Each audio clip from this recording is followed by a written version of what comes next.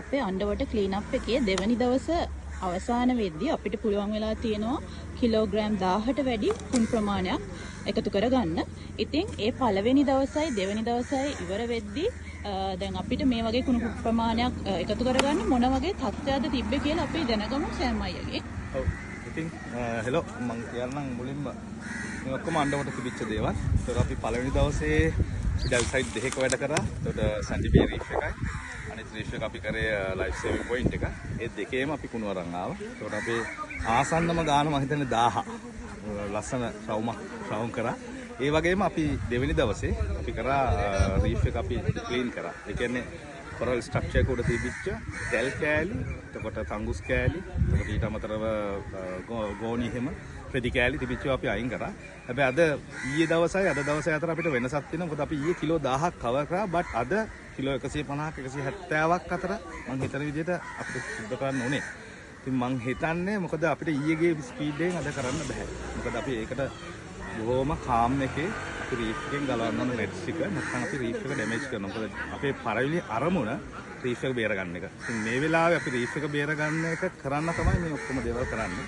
ඉතින් මම හිතන්නේ අපේ තව වැඩ තියෙනවා ඉස්සරහට කරගෙන යන්න.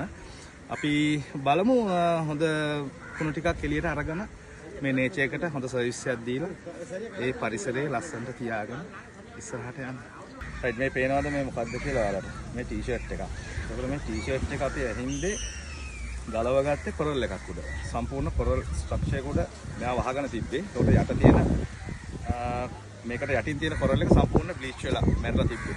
ඒක සුදු වෙලා මම හිතන්නේ මේකේ චූටි කෑල්ලක් ඉතුරු වෙලා. එතකොට ඒකෙන් බලා ගන්න පුළුවන් කොච්චර හානියක් වෙනවද කියලා. මෙන්න මේ වගේ මේ ටී-ෂර්ට් එකක් මේක දිත්වයකට ආපුවා. මොකද අපි ගිය පාර මම මේකේ ඩයිව් කරද්දි මේ සයිට් එකේ මේ වගේ දේවල් තිබ්බේ නැහැ. right? ඊට අමතරව ඔයගලන්ට බලන්න පුළුවන් මෙතන තියෙනවා රොප්ස්, දැල් කෑලි, ලනෝ. right? ඊළඟට බෑග් තියෙනවා. right? මේ වගේ බෑග් එකක් චූටි වෙනාට මෙයාට ලොකු හානියක් කරන්න පුළුවන් කොරල් එක. right? එතකොට මේක ෆෝන් කවරයක්. right?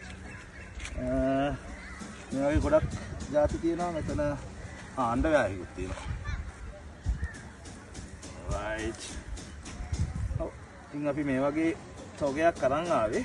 අපි හිතත් ප්ලෑන් කරනවා මොකද මෙතන මේ බෑග් එකයි මෙතන බෑග් එකයි අපි තව බෑග් එකක් අතන තියෙනවා. අද ඩයිව් එකේ ඒවා.